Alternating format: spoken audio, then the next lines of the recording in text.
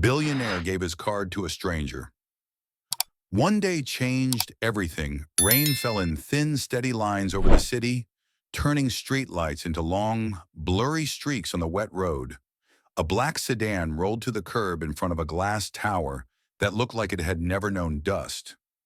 Two security men stepped out first, scanning the sidewalk like the world belonged to them. Then the billionaire stepped out. Adrian Cross moved like someone who had forgotten what it meant to hurry. He was tall and sharp in a dark coat that fit perfectly, the kind of coat that never wrinkled. His hair was neatly cut, his watch caught the light for half a second, and his face held that calm, sealed expression people practiced when cameras followed them. He was 38, but his eyes looked older than that, tired in a way no sleep could fix. Across the street, under a broken awning that dripped water like a slow leak, a man watched him. The man's name was Elias Reed, but nobody around here used his name anymore. People called him Buddy Sir or nothing at all. He was 32 with a thin frame wrapped in a worn gray hoodie jeans that were too big and shoes that had lost their shape. His hands were rough from cold and work and life. His face was clean, but his cheeks were hollow, and his eyes carried the quiet caution of someone who had learned to expect rejection before it happened. Ilias had been standing there for nearly an hour, not begging, not shouting, not even holding a sign. He was just waiting for the rain to ease so he could cross without getting soaked again. His backpack sat at his feet, zipped tight like it held something precious. It didn't. It held two shirts, a notebook, a plastic bag of crackers, and a cheap phone with a cracked screen that sometimes turned off for no reason. Adrian Cross did not see him. Or maybe he did, the way people saw streetlights and trash cans, something present, something part of the background. Adrian's head was angled slightly down, his attention already inside the building, already on meetings and deals and numbers that never stopped moving. His security team formed a clean path around him. Elias watched the group enter the tower, and a strange bitterness rose in his throat.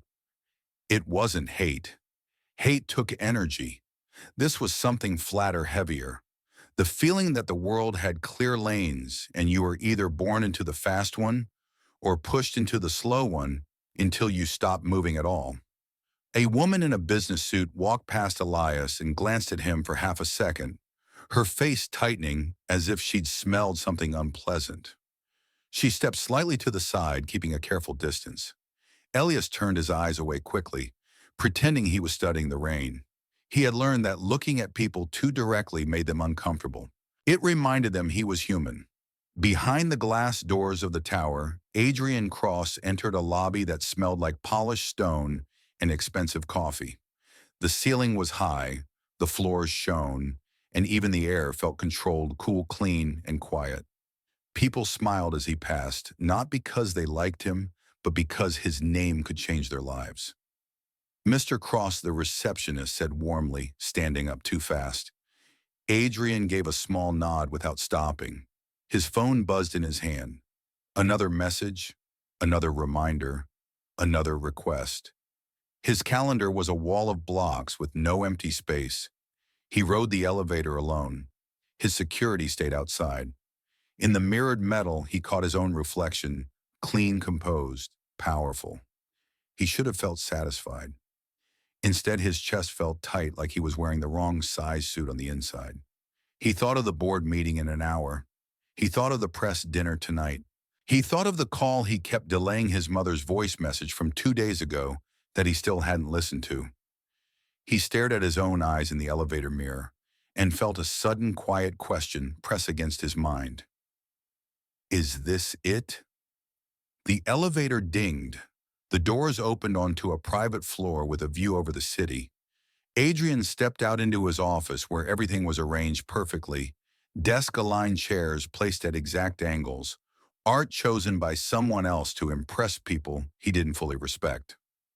His assistant Mira approached with a tablet. She was professional, calm, and always prepared. "Good morning," she said. "The investors from Zurich moved the call earlier. Also, the Charity Gala Committee wants your final confirmation for tomorrow's speech." Adrian nodded, taking the tablet without looking at it right away. Fine. Mira hesitated. And there's one more thing. The legal team flagged a potential issue with the warehouse expansion. Local resistance. It might become public. Adrian's jaw tightened. Handle it. Mira nodded, but her eyes softened for half a second. She had known Adrian for 5 years. She had seen his power. She had also seen how he sometimes went quiet after meetings, staring out at the city like he was searching for something he could not name. When she walked away, Adrian placed the tablet down and stood at the window. The city stretched out beneath him, full of tiny people moving like dots. From this height, even struggle looked small. Down on the street, Elias finally stepped out from under the awning when the rain softened into mist. He walked with his shoulders slightly hunched, not just from cold, but from habit. He moved along the edge of the sidewalk, careful not to get in anyone's way. He passed a cafe where people sat laughing over warm drinks, their hands wrapped around cups like comfort was something you could buy. Elias's stomach tightened. He hadn't eaten since last night. He told himself he'd find work today. He always told himself that. He reached a corner where a man in a uniform held open the door of a luxury hotel. The doorman's posture was straight, his face blank. Elias watched a couple step out of a shiny car, smiling, stepping over puddles without looking down. The doorman greeted them with respect. Then Elias moved closer, just trying to pass, and the doorman's eyes flicked to him like a warning light. "Hey," the doorman said sharply, not loud but firm. "Keep moving?" Elias stopped. "I'm just walking." "Not here," the man replied, his tone cold. "Go around." Elias swallowed. His throat felt tight and something old and painful pressed behind his ribs. He wanted to argue. He wanted to say, "I'm not doing anything. I'm not stealing. I'm not asking you for money. I'm just existing." But he didn't. He stepped back, turning away. The doorman's shoulders relaxed as if danger had passed. Elias walked around the block like he had been told, his face burning with shame that nobody else could see but him. As he rounded the corner, he passed a digital billboard showing a smiling Adrian Cross beside a headline about innovation and leadership. Adrian's face was bright in the ad, confident, almost warm. It looked like a different person from the man who had stared out a window feeling empty. Elias stared at the billboard longer than he meant to. The billionaire's eyes in the photo looked like they knew exactly where they belonged. Elias did not know where he belonged. He kept walking, rain misting his hair, his hands shoved deep into his hoodie pockets. His cracked phone buzzed once with a low battery warning. He ignored it. In Adrian's office, the city outside the window blurred with light fog. He watched people move far below, and suddenly he remembered something he had tried hard to forget, being 16, standing in a cheap suit at his father's funeral, shaking hands with people who barely knew his family. He remembered the feeling of being invisible, even then, poor, angry, unheard. He remembered promising himself he would never be powerless again. He had kept that promise. So why did he still feel like something was missing? He turned away from the window as his phone rang. Unknown number. He stared at it. His finger hovered. He declined the call. Across town, Elias stopped in front of a small community center with a faded sign that read, "Day Work Sign Up." There was a short line of men and women inside, tired faces, quiet voices. Elias took a slow breath and stepped in. A woman behind the desk glanced up. "Name Elias," he said softly. She looked at a list, then looked back at him. "You're late." "I know," Elias said quickly. "I had to." "Doesn't matter," she cut in. "We're full for today." Elias felt his stomach drop. "Please, I can do anything. Cleaning, lifting, moving." She sighed like she had heard this 1,000 times. "Come back tomorrow. Earlier." Elias stood there for a second, his hands clenched. The room felt too small. The air felt thin. He nodded once. "Okay." He walked out, and the rain greeted him again like a familiar insult. He stood on the steps, looking at the street, at the people rushing past, at the cars that splashed water without slowing down. If a man could disappear in the middle of a crowded city, how many people would even notice? And somewhere high above the same streets, Adrian Cross sat at a perfect desk, in a perfect room, feeling a different kind of emptiness, one that no amount of money could fix. What happens when a man with everything crosses paths with a man the world refuses to see? And what does it take for one small forgettable moment to rewrite two lives? Elias pulled his hood up and started walking again, not knowing that before the day ended, a single glance, a single choice would place him on a path he could not imagine. He turned a corner and nearly collided with a cluster of people stepping out of a building. A security guard's hand shot out, stopping him hard in the chest. "Watch it," the guard snapped. Elias stumbled back, catching himself looking up only to see a familiar face stepping through the doorway behind the guard. Adrian Cross. Adrian's eyes met Elias's for the briefest second, and for the first time that day, the billionaire actually saw him. Elias held his hands up slowly, palms open, as if the air itself might accuse him. "Sorry," he said, voice low. "I didn't see." The security guard kept his arm out like a barrier. "Back up." Elias took two careful steps away from the entrance. He could feel eyes on him, quick glances that landed and slid off like he was something people didn't want to think about. He lowered his hands, trying to make his shoulders smaller. Behind the guard, Adrian Cross paused. It was not a dramatic stop.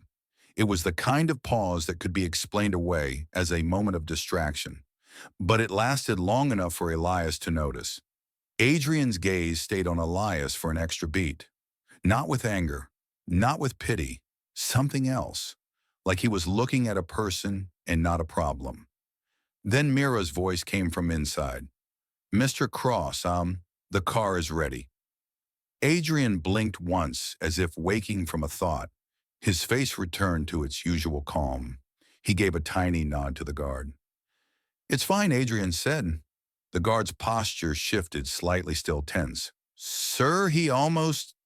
"It's fine," Adrian repeated a little firmer. Elias swallowed. He wanted to say something. A thank you, maybe. Or nothing. Nothing was safer. Adrian stepped past rain misting the shoulders of his coat. He walked toward a waiting sedan, and Elias watched him go with a strange feeling in his chest. A small moment. Almost nothing. Yet it felt like a crack in the wall between their worlds. The sedan door opened. Adrian got in. The car pulled away smooth and silent. Elias stood there for a second longer, then turned and continued down the sidewalk. He walked until the buildings changed. Glass towers became older brick. The sidewalks narrowed. The people's clothes got simpler. The smell of expensive coffee faded into the smell of damp concrete and fried food. His phone buzzed again. The screen flashed red 3% battery. Elias tapped it once, then held it to his ear, even though he wasn't calling anyone. He did it sometimes just to look less alone, but the phone died in his hand anyway. The screen went black. "Great," he muttered. A cold wind cut between buildings. Elias pulled his hood tighter and moved faster, heading toward a narrow alley behind a closed hardware store. There, tucked behind a dumpster and a broken wooden pallet, he had carved out a space that was almost hidden from the street. It wasn't a home, but it was his. A flattened cardboard box served as a base. A thin sleeping bag given to him by a church volunteer was rolled up and tucked inside a trash bag to keep it dry. A small plastic container held his few things: the notebook, a pen, a toothbrush still in its packaging, and a folded photo he never looked at unless he was alone. He crouched and checked everything quickly. Still there, still untouched. His shoulders loosened a little. Elias sat on the pallet and took out the crackers. He ate slowly, not because he was trying to enjoy them, but because he had learned that hunger was easier to manage when you tricked your body into thinking there was more. While he chewed, he opened his notebook and stared at the blank page. The paper smelled faintly of damp. He had once planned to write everyday ideas job leads things to remember. In the beginning, he filled pages with lists and promises. Now most pages were empty. His mind drifted to the woman at the day work desk. Come back tomorrow. Earlier. Tomorrow. The word felt heavy. Tomorrow always came, and it always asked him to try again with the same tired body and the same quiet fear. He glanced at the folded photo in the container. His fingers hovered, then pulled it out. It was old and slightly bent, printed on cheap paper. It showed Elias at 24, smiling beside a woman with dark hair and gentle eyes. She wore a simple necklace and held a paper cup of coffee. Behind them was a small apartment building and a cheap car. Her name was Nora. Elias's chest tightened as he looked at her face. The memory came the way it always did, fast and sharp like cold water. Nora laughing in their small kitchen. Nora holding his hand in the hospital hallway. Nora whispering, "It's not your fault," when his life started falling apart. It had begun with one accident, a delivery truck job, a rainy night, a car that ran a red light. Elias had been the one who got blamed. The company's insurance fought him. The medical bills piled up. His back never healed right. He missed work. He fell behind on rent. And then the worst part, Nora got sick. Not the kind of sick that goes away. The kind that makes doctors speak softly and avoid your eyes. He had tried to keep everything together. He had sold the car. He had borrowed money. He had begged his boss for extra shifts. He had promised Nora he would handle it.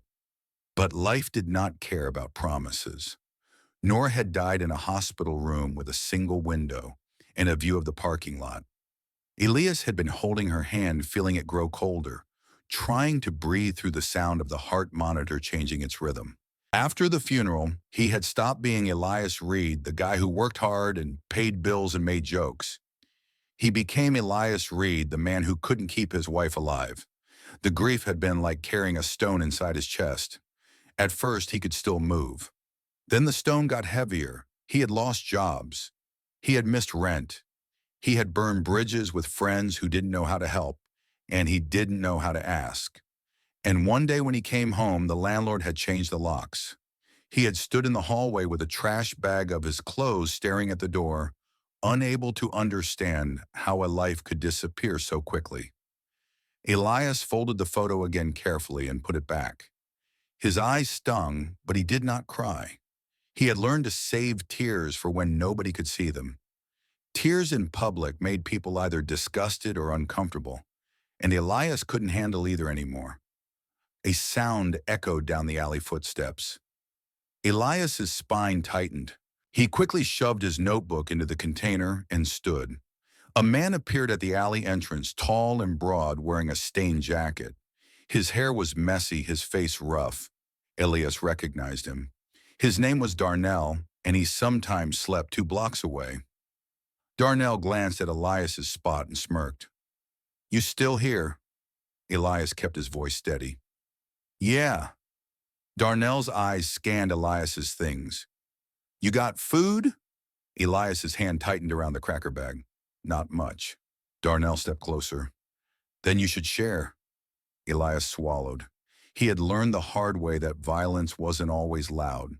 Sometimes it was a quiet pressure, a person taking what they could, because they knew nobody would stop them. "I need it," Elias said, trying to keep his tone calm. "It's all I've got today." Darnell's smile vanished. "You think I'm asking?" Elias felt his heart pound. He looked around the alley. No one. No help. Just wet brick walls and the sound of distant traffic. He could fight, but he was smaller. His back hurt. And if he got hurt, he couldn't work tomorrow either. So he did what he always did when the world pushed him. He gave in to survive. Elias held out the cracker bag. Darnell snatched it. That wasn't so hard. Elias forced his face to stay blank. Inside, something burned. Not anger at Darnell exactly. Anger at the way life had taught them both to be like this one, taking one, losing, both trapped. Darnell chewed loudly and backed away. "See you around." When he left, the alley felt colder. Elias sat back down slowly, his stomach already aching. He stared at the wet ground for a long time. Then, as if he needed proof that he was still real, He opened his notebook again and wrote one line. Be early tomorrow. The letters looked small and lonely on the page. That night, Elias walked to a public restroom at a train station and washed his face. He used cold water and a paper towel. He tried to smooth his hair with his fingers. He checked his reflection in the mirror. He looked tired. Older than 32. He thought of the billboard he'd seen earlier. Adrian Cross smiling like the world made sense. He thought of the way Adrian had said, "It's fine," with a calm voice that could end a conflict instantly. Power was strange. It could be a wall or it could be a door. Elias left the station and walked to a shelter where he sometimes got a spot if he arrived early enough. Tonight the line was already long. He stood anyway, hands in pockets, rainwater drying on his sleeves. A volunteer came out and counted heads. That's it, she said. We're full. People groaned. Someone cursed. Elias didn't react. He just stepped out of line and walked away. He ended up under an overpass where the concrete above blocked some of the wind. He found a corner with less puddling and unrolled his sleeping bag. The city roared overhead like it didn't care who slept beneath it. Elias lay down and pulled the bag tight. His stomach growled. His back ached. His mind refused to rest. He thought about tomorrow. He imagined walking into the day work center early, being first in line, getting chosen. He imagined earning enough cash to buy a real meal, maybe even replace his phone battery or get a cheap prepaid. Small dreams, safer dreams. His eyes closed, but then a sound made them open again. Cars passing, footsteps nearby, laughter from somewhere far away. Elias stared into the darkness. In a different part of the city, Adrian Cross sat at a long dining table surrounded by people who laughed too loudly and spoke in polished sentences. Wine glasses clinked. A woman touched Adrian's arm and told him he was inspiring. A man joked about the little people who didn't understand business. Adrian smiled at the right moments, but his chest felt tight again. His mind drifted against his will to a stranger's eyes in the rain, eyes that had looked up without hope and without hate, only resignation. Adrian excused himself early and rode home in silence. In his penthouse, he removed his coat and stood in the living room where everything was perfect and nothing felt warm. He poured a glass of water and didn't drink it. He walked to the window and looked down at the city again. Somewhere out there, that man was sleeping under concrete. Adrian didn't know his name. He didn't know his story. But for the first time in a long time, Adrian felt something simple and uncomfortable in his chest. Guilt. The next morning, Elias woke before dawn. The air was sharp. His fingers were stiff. He rolled up his sleeping bag, quickly hiding it as best he could, and started walking fast toward the community center. He needed to be early. When he arrived, there were already 3 people waiting outside, hunched in jackets, eyes tired. Elias's heart sank, but he forced himself to stand behind them. He breathed into his hands for warmth. A man in front of him glanced back and smirked. New Elias shook his head. No. Then you know how it goes, the man said. They pick who they like. Elias didn't answer. He stared at the door. When the center opened, they filed in. The woman behind the desk looked at Elias and frowned. You again? I'm early, Elias said quietly. She glanced at the clock. Barely. She handed out job slips. One by one, names were called. Elias waited, trying to keep his face calm. Then the woman sighed and pushed a slip toward him without looking up. Warehouse cleanup. 3 hours. Cash at the end. Relief hit Elias so hard his knees almost shook. Thank you. She didn't respond. Elias took the slip and stepped outside. He looked down at it like it might vanish. Warehouse cleanup. 3 hours. It wasn't much, but it was something. He began walking toward the address, weaving through morning traffic and people with coffee cups. For the first time in days, his steps had a little purpose. As he reached a busy intersection, a black sedan rolled to a stop at the light beside the crosswalk. Elias glanced at it without thinking. The back window was slightly lowered. Inside, Adrian Cross sat alone looking out. Their eyes met again. The light changed, and Adrian's car did not move right away. The car stayed still for 1 second longer than it should have. Horns sounded behind it. The driver glanced back confused. Adrian Cross raised one hand, slightly a quiet signal, and the driver eased forward again. The moment passed. Elias crossed the street with the crowd, his head down, the job slip folded tightly in his pocket. He told himself it meant nothing. Rich people saw hundreds of faces a day. They forgot them as soon as they looked away. Still, he felt the weight of that glance on his back long after he reached the other side. By the time Elias arrived at the warehouse, his arms were already tired. The building was old concrete walls stained with oil and rust. Inside, the air smelled of dust and metal. A supervisor handed him gloves and pointed toward a pile of debris. 3 hours, the man said. Don't break anything. Elias nodded and got to work. He lifted broken pallets, swept corners no one cared about, carried boxes that left red marks on his arms. His back protested, but he pushed through it, teeth clenched. Pain was familiar. Pain meant he was still useful. When the 3 hours ended, his shirt was damp with sweat and dust clung to his hair. The supervisor counted out cash into his palm without meeting his eyes. 75, the man said. That's it. Elias closed his fingers around the bills like they might fly away. Thank you. Outside sunlight cut through clouds for the first time that day. Elias stood there for a moment, breathing, letting the warmth hit his face. He felt lighter, not happy, not safe, but less heavy. He walked straight to a small diner a few blocks away and ordered eggs, toast, and coffee. When the plate arrived, steam rising, he stared at it like it was something fragile. He ate slowly, savoring each bite, careful not to rush. The coffee burned his tongue, but he welcomed it. For 20 minutes, he felt almost normal. On the television above the counter, a business news channel played silently. Adrian Cross's face appeared on the screen beside words about expansion and market confidence. Elias noticed it only after he finished eating. He frowned slightly, trying to place the familiarity. Then he remembered the lobby, the rain, the security guard. So that's who he is, Elias thought. He paid, left a small tip, and stepped back onto the street.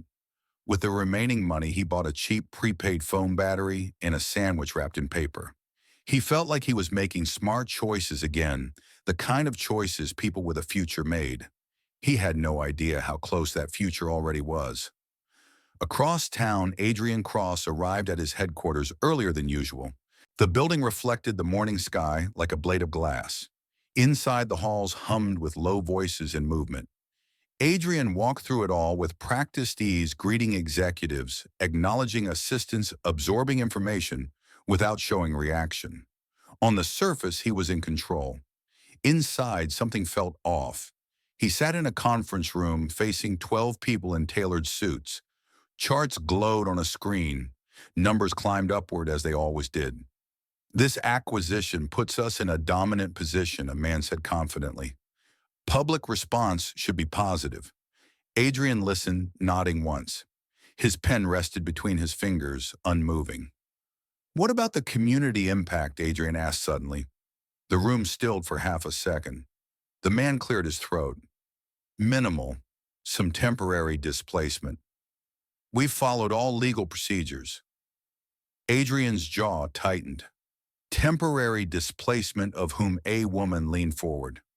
Mostly low-income tenants. The usual demographic. The usual demographic. Adrian's eyes drifted just for a moment to the window. He saw rain in his mind. A man in a gray hoodie stepping back when told to, the way his shoulders had folded inward. Are we offering relocation assistance? Adrian asked. There was another pause. It's not required, the woman said carefully. Adrian tapped his pen once on the table. But are we? The executives exchanged glances. We can discuss options, someone said, but it may affect margins. Adrian set the pen down. We'll discuss it, he said. His voice was calm but final. The meeting continued, but Adrian's focus drifted. He answered questions. He made decisions. He did his job. Yet the image of the stranger refused to leave his mind. Later that afternoon, Adrian walked alone through a quiet hallway to his private office. The door closed behind him, sealing out the noise. He loosened his tie and leaned back in his chair, staring at the ceiling. This was not new. He had felt this restlessness before. It came and went, usually buried under work and distraction, but this time it felt sharper. He thought of his own past again, of nights when he studied by a flickering lamp because the power was unreliable, of the landlord who had knocked too often, of the promise he had made himself at 16, never be powerless again. Somewhere along the way, he had kept the promise so well that he had built walls around himself too. His phone buzzed on the desk, a message from his mother. He stared at it for a long moment. Then he unlocked the phone and listened. Her voice was older, now softer. Adrian, I just wanted to hear from you. I know you're busy. I'm proud of you. I hope you're okay. The message ended. Adrian closed his eyes. He felt something twist inside his chest, regret mixed with something like fear. Fear that if he stopped long enough, he might have to feel everything he had pushed aside. He stood abruptly and walked to the window. Far below, people moved like currents, each carrying a story no one above could hear. How many lives passed beneath him every day without leaving a mark? The memory of the stranger's eyes came back again. Not pleading, not angry, just tired. Adrian opened a drawer in his desk and pulled out a slim card holder. Inside were several business cards, all identical, all pristine, except one. One card had been taken out, handled before the edges slightly softer. His personal card, the one with his direct number, the one he almost never gave out. He held it between his fingers, turning it over. Why had he even brought it with him that morning? He usually left the card holder at home. The question lingered. As the day went on, Adrian made a decision that surprised even himself. He canceled the evening dinner. He told Mira he would walk for a while. She blinked. Walk, yes, Adrian said. Alone, Mira hesitated. Security? I'll be fine. He left the building without an escort, wearing a simple coat, blending in more than he usually did. The city felt different at street level. Louder, closer, less controlled. He walked without a clear direction, past shops and bus stops and people hurrying home. He noticed things he usually ignored: a woman counting coins before boarding a bus, a man sleeping upright on a bench, a child tugging at a mother's sleeve. He turned a corner and slowed. There, near a closed storefront, sat the man from the rain. Elias. Elias was on the ground, back against the wall, eating a sandwich wrapped in paper. His hands were careful, as if the food might disappear if he moved too fast. His backpack rested beside him. His posture was guarded but not aggressive. Adrian stopped a few steps away without realizing he had. Elias looked up surprised, his eyes widening slightly when he recognized Adrian. They stared at each other for a moment, both uncertain. Adrian broke the silence. We keep running into each other. Elias swallowed and stood quickly, brushing crumbs from his hoodie. Sorry, I'll move. That's not what I meant, Adrian said gently. Elias hesitated, unsure. He stayed where he was, hands at his sides. Adrian studied him more closely now. The worn clothes, the tension in his shoulders, the way he stood like he expected to be told to leave at any moment. What's your name? Adrian asked. Elias blinked. Elias. Adrian, he replied. They shook hands. Elias's grip was firm but cautious. For a moment, neither spoke. Cars passed. Someone laughed nearby. Life moved on around them. Adrian reached into his coat pocket without thinking too hard about it. His fingers closed around the soft-edged card. He pulled it out and held it between them. If you ever need work, Adrian said, his tone casual, almost offhand, call me. Elias stared at the card, confused. What? It's my number, Adrian said. Direct. Elias didn't take it right away. He looked up at Adrian's face, searching for something: mockery, pity, a trick. He found none. Slowly, Elias reached out and took the card. Okay, he said quietly, not fully understanding what had just happened. Adrian nodded once. Take care, Elias. And with that, he turned and walked away, blending back into the crowd. Elias stood there, the card resting in his palm, rain-damp air brushing his face. The card felt thin, ordinary, almost forgettable. He looked down at the name printed on it, Adrian Cross. Elias folded the card carefully and slid it into his pocket, telling himself not to think too much about it, because in his world, things like this didn't change anything. Not really. He sat back down, finished his sandwich, and went on with his evening. And somewhere between the fading light and the rising street lamps, two men walked away from the same moment, both unaware that everything had already begun to shift. The night passed quietly as most nights did for Elias. No sudden miracles. No hidden doors opening in the dark. The card stayed folded in his pocket, pressed close to his leg as he slept under the overpass. He woke once when a truck roared overhead, his heart racing for no reason he could explain. His fingers brushed the pocket by instinct, checking that the card was still there. It was. He told himself it didn't matter. Morning came gray and cold. Elias rolled up his sleeping bag, tucked it away, and joined the flow of people heading toward the daywork center again. The card stayed in his pocket. He did not touch it. Inside, the woman at the desk barely looked at him this time. Sit, she said. We'll see. Elias sat. He waited. He watched others get called up, heard their names, saw them stand a little straighter when they were chosen. When the room emptied, the woman sighed. That's all for today, she said. Try again tomorrow. Elias nodded. Okay. Outside, the city felt heavier than the day before. The small relief he'd felt from earning money was already gone, replaced by the familiar pressure of not knowing what came next. He walked without direction for a while, passing construction sites and closed shops.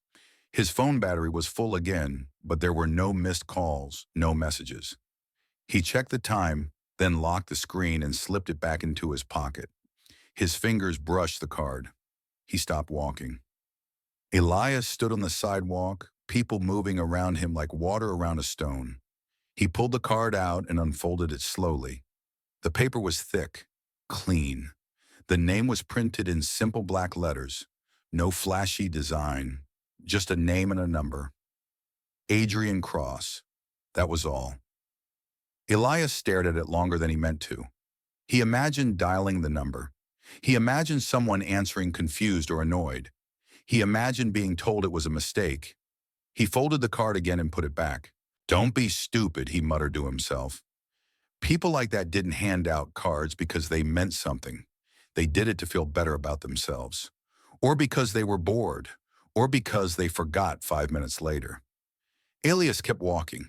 Across town, Adrian Cross was already deep into his day. Meetings stacked on meetings. Decisions layered on decisions. Yet the moment from the night before lingered in his mind like an unfinished thought. Mira noticed it first. You're distracted, she said quietly as they walked between conference rooms. Adrian glanced at her. Am I? You've asked the same question twice, she replied gently. Adrian exhaled. I'm fine. Mira studied him for a second. You gave your card to someone last night. It wasn't a question. Adrian stopped walking. How did you know you don't usually leave without security, she said. And when you came in this morning, the card holder was open. Adrian looked down the hallway, then back at her. It didn't seem important. Mira nodded slowly. That's what worries me. They continued walking. The rest of the day blurred together. Adrian signed documents, reviewed proposals, answered questions. Yet in small gaps of silence, his mind returned to Elias, to the way he had looked at the card, not with excitement, but with doubt. By late afternoon, Adrian found himself checking his phone more often than usual. No calls. He told himself that was a good thing. Elias spent the afternoon helping an older man carry boxes for a few dollars. He swept a shop floor for another few. By evening, he had enough for food, but not enough for anything more. He sat on a bench near a bus stop, eating quietly, watching people come and go. The card weighed heavier in his pocket now, not because it was important, but because it wasn't. Or maybe because it could be. He pulled it out again. His thumb hovered over the phone screen. Not yet, he told himself. He slid the card back in and stood up. That night, Elias slept poorly. His mind replayed small moments over and over, the way Adrian had spoken, the calm in his voice, the absence of judgment. It didn't fit with Elias's understanding of how the world worked. Morning came. One full day had passed since the card had been given. Elias woke with a tight feeling in his chest. He packed up, moved quickly, and headed for the community center again. He was early, earlier than before. Inside, the woman scanned the room and shook her head. No work today. The words hit harder this time. Elias walked out and stood on the steps, staring at the street. His hands trembled slightly, whether from cold or something else, he wasn't sure. He reached into his pocket. The card came out. He stared at it. Then he folded it again, carefully, like something fragile. Still not yet, he thought. He walked instead.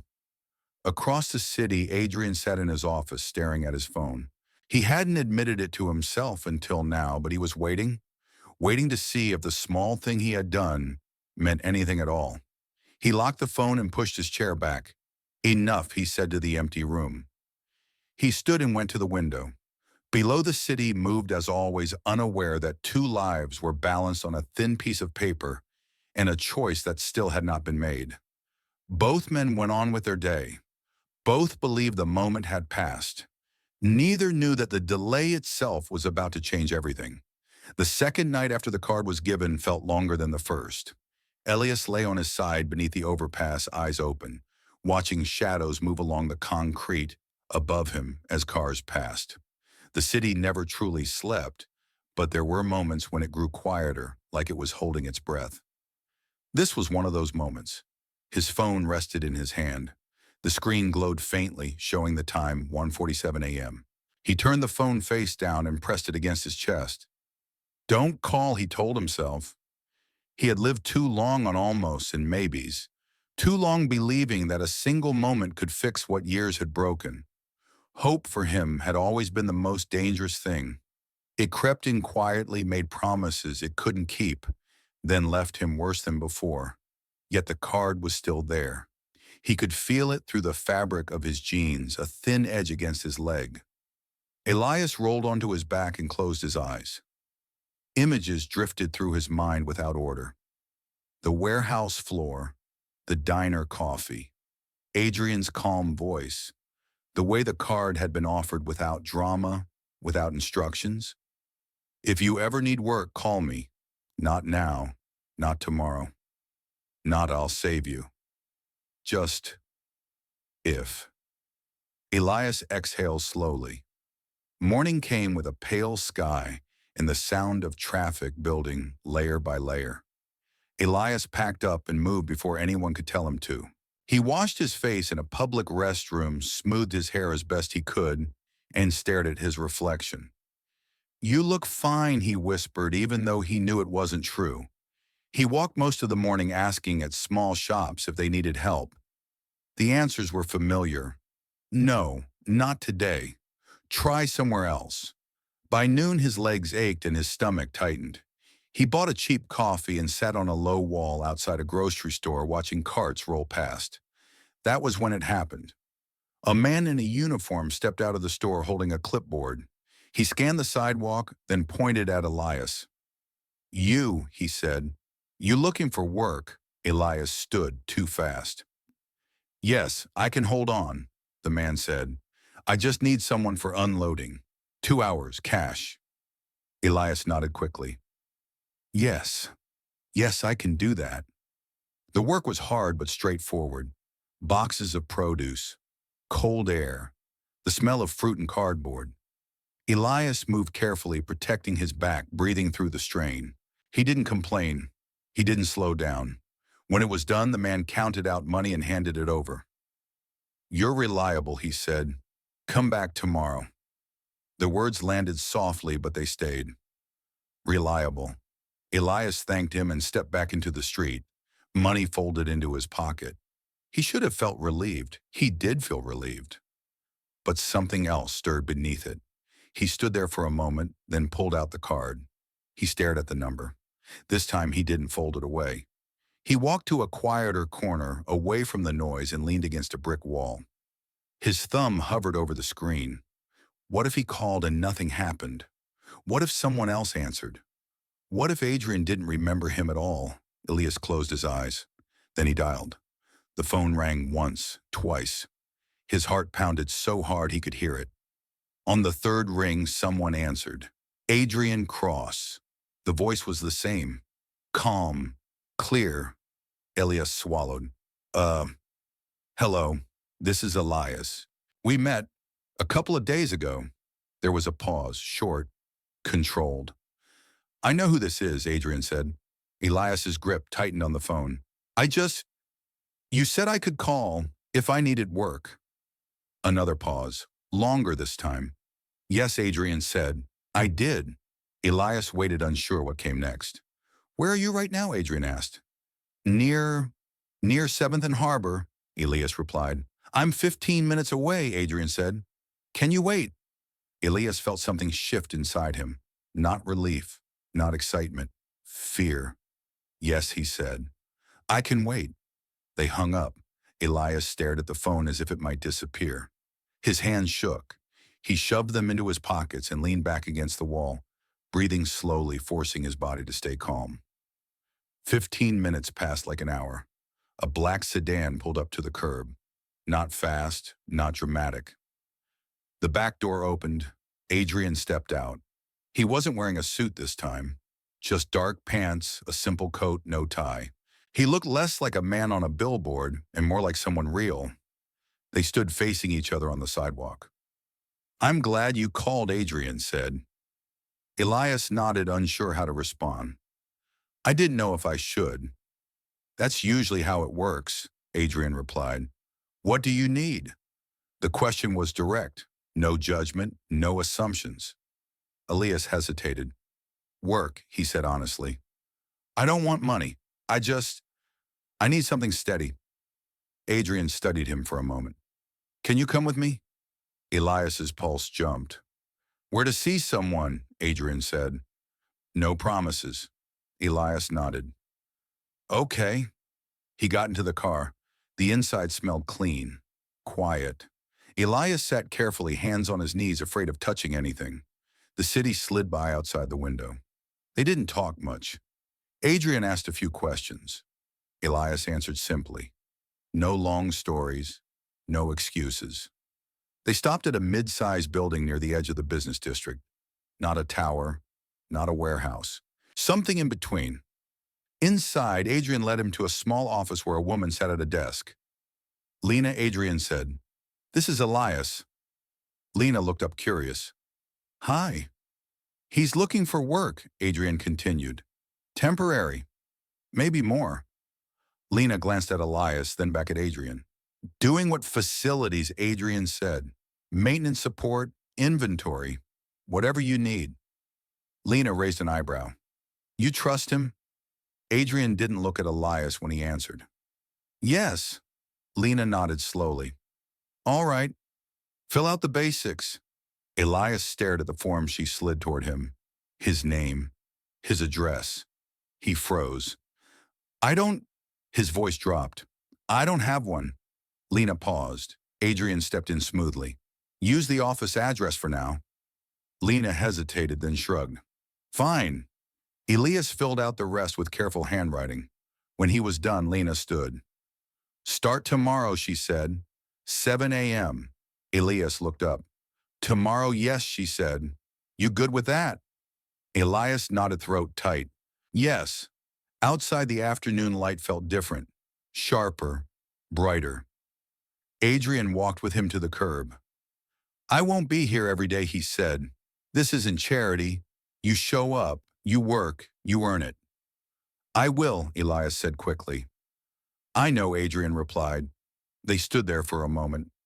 This doesn't mean everything changes at once, Adrian added. It usually doesn't.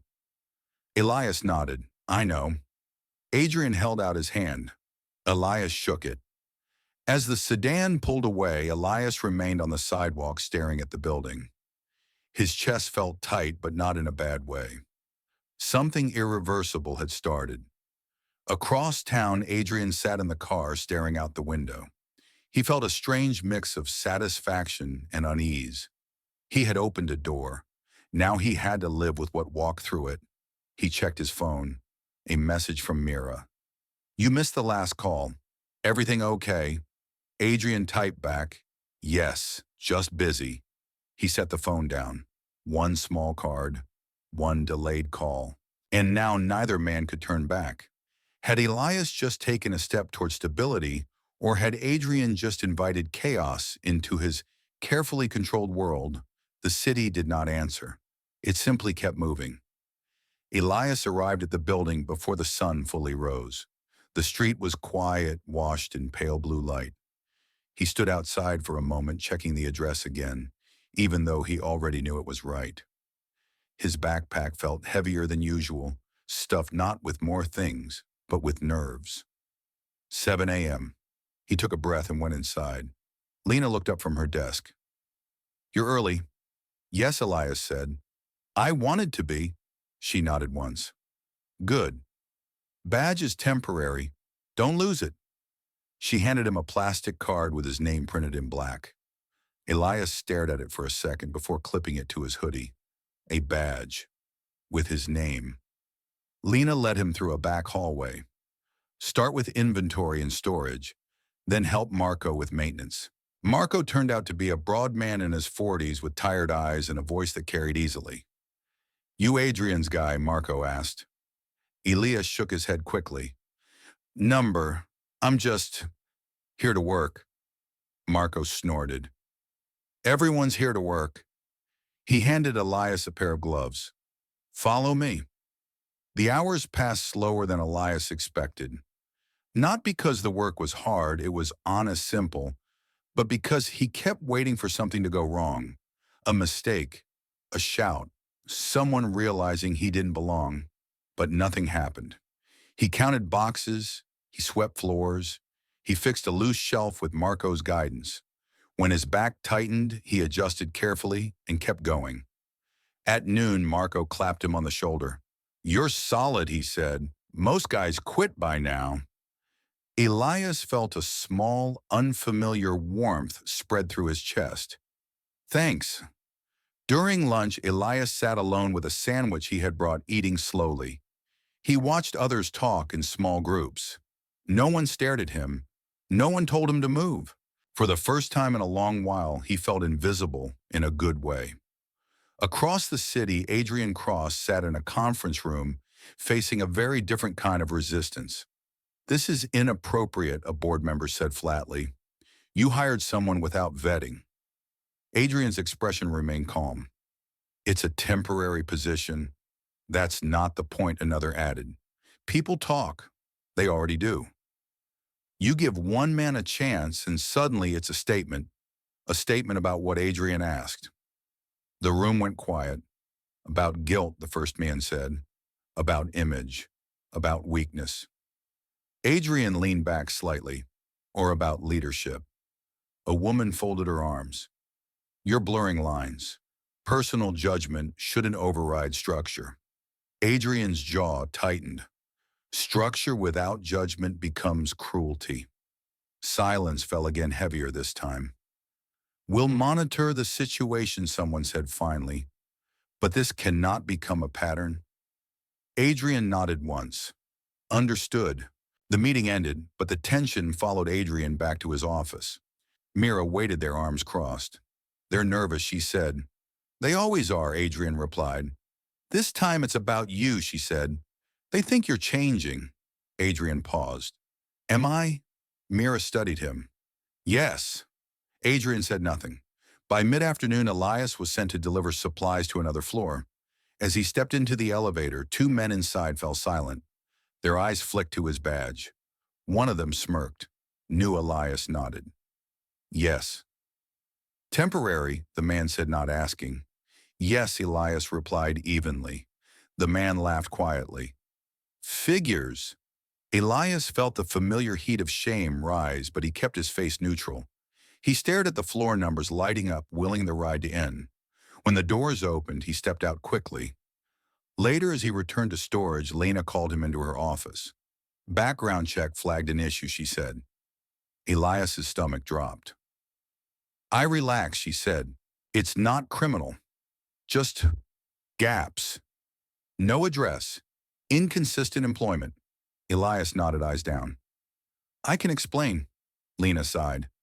You don't have to, but people upstairs will ask questions. Elias met her eyes. I just want to work. She studied him for a long moment. Then keep doing that. At the end of the day, Elias stood outside again, the city louder, now fuller. Marco handed him an envelope. First day, Marco said. You earned it. Elias opened it carefully. Cash. Real. Enough to eat. Enough to breathe. Thank you, he said, voice thick. As Elias walked away, Adrian watched from across the street without being seen. He had come by quietly, wanting to check on something he couldn't name. He saw Elias step into the crowd's shoulders straighter than before. For a brief moment, Adrian felt relief. Then his phone rang. Mr. Cross, a voice said sharply. We have a problem. What kind, Adrian asked. The kind that comes from mixing worlds, the voice replied. Adrian ended the call and looked back at the street. Elias was gone. The truth was clear now. This was no longer a small act. It had consequences, and both men were about to find out how much their courage and honesty would really cost. The next morning, the tension reached Elias before anyone said a word. It was in the way conversations paused when he entered a room, in the way Marco's jokes softened careful now, in the way Lena's eyes followed him a second longer than before. Elias felt it in his body too. His shoulders stayed tight. His movements were precise. He worked as if the floor itself might judge him. By mid-morning, Lena called him in again. Someone from corporate wants to speak with you, she said. Elias nodded once. Okay. The office upstairs was brighter, quieter, too clean. A man in a tailored jacket sat behind a desk, fingers steepled. He did not offer a smile. Elias Reed, the man said. Do you know why you're here? Elias shook his head. No, sir. The man leaned back. You were hired outside normal procedure. Do you understand how that looks? Elias swallowed. I wasn't trying to cause trouble. Intent isn't the issue, the man replied. Perception is. The door opened. Adrian Cross stepped in. That will be all, Adrian said calmly. The man stiffened. Adrian, I'll handle it, Adrian said. The man stood clearly unhappy and left without another word. Silence filled the room.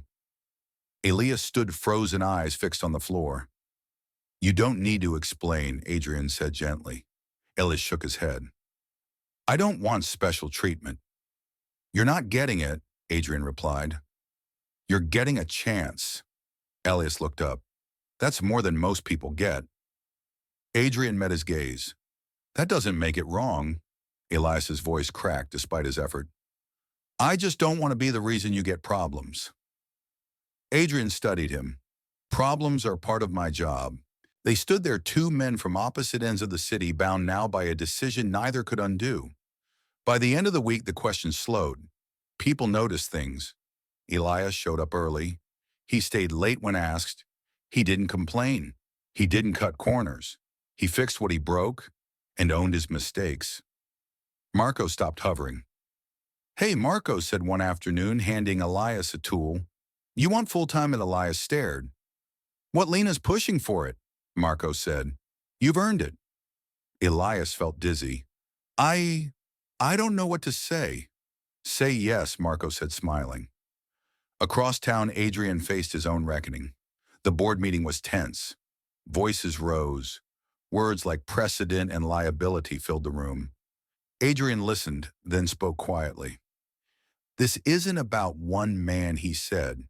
It's about whether we believe people are more than their worst moment. A long pause followed. Finally, a woman sighed. You're stubborn, Adrian nodded. Yes, fine, she said, but we do this right. support programs, oversight, structure. Adrian felt something loosen inside his chest. Agreed. That evening, Elias stood in a small room with white walls and a bed that belonged only to him. Temporary housing, not perfect, but clean, safe. He sat on the edge of the mattress, hands shaking, slightly overwhelmed by the quiet. He pulled the card from his pocket, the same thin piece of paper. He placed it on the nightstand and stared at it, realizing something slowly and clearly. The card hadn't saved him. He had saved himself by choosing to use it. The next morning, Elias arrived at work wearing clean clothes and a careful smile. Lena handed him a new badge. Permanent. Elias closed his fingers around it, breath-catching. Adrian watched from the glass wall of an upper floor as Elias walked through the building, no longer shrinking. For the first time in years, Adrian felt something he hadn't known he was missing. Peace. Two lives changed, not by a grand gesture, but by a quiet moment and the courage to step into what followed. And this time the change felt real. The city looked different to Elias now. It was the same streets, the same traffic, the same gray buildings stretching toward the sky. But when he walked through them, he no longer felt like he had to apologize for taking up space. His steps were steadier. His eyes lifted more often. People still passed without noticing him, but that no longer felt like erasure. It felt like freedom. On his first full paycheck, Elias bought a proper meal and ate it slowly at a small table by the window. He watched people hurry by just as he once had, but now the view felt distant, like something he had stepped out of, rather than something he was trapped inside. Later that evening, he returned to his room and unpacked his backpack completely for the first time. The notebook came out, the pen, the folded photo. He placed Nora's picture on the nightstand and sat quietly for a long time. "I'm still here," he whispered. "I didn't quit." The words didn't feel like a promise anymore. They felt like a fact. Across the city, Adrian Cross stood in his penthouse kitchen, sleeves rolled up, staring at a pot that was beginning to boil over. He reached out, turned down the heat, and laughed quietly at himself. He cooked now. Not because he needed to, but because it reminded him of something simple and human. Something that didn't care who he was on paper. Later, he sat alone at the table and checked his phone. Messages filled the screen, updates, requests, questions. He answered a few, then set it aside. His eyes drifted to the card holder on the counter. One slot was empty. Adrian picked it up and turned it over in his hand. He thought of the moment he had offered that card without knowing why. How small it had felt. How forgettable it should have been. He understood now that power wasn't just in control. It was in attention, in seeing someone when the world chose not to. The next week, Elias stood in the lobby of the building as a visitor, this time with confidence. He had been invited to a small meeting, not because he was special, but because his input mattered. When Adrian entered the room, their eyes met. No tension this time, just recognition. "Good to see you," Adrian said. "Good to see you too," Elias replied. They shook hands again, equal now in a way that didn't need explanation. After the meeting, Elias hesitated. "I almost didn't call," he admitted. Adrian nodded. "I almost didn't give the card." They shared a quiet smile. Outside, the city continued as it always had, busy, indifferent, full of passing moments. Most of them would disappear without leaving a mark, but not this one, because sometimes change doesn't come from rescue or rescue fantasies. It comes from a choice that feels too small to matter, followed by the courage to act on it a day later. If you've ever wondered whether a simple gesture can truly change a life, remember this one man offered a card without knowing why. Another man chose to believe it meant something. And everything changed, not all at once, not easily, but honestly. Elias walked back into the street, blending into the crowd, not as someone invisible, but as someone finally moving forward. Adrian watched from the doorway for a moment longer, then turned back inside, carrying with him the quiet certainty that the smallest decisions are often the ones that reshape us the most. And somewhere between a folded piece of paper and a delayed phone call, Two lives found their way back to meaning.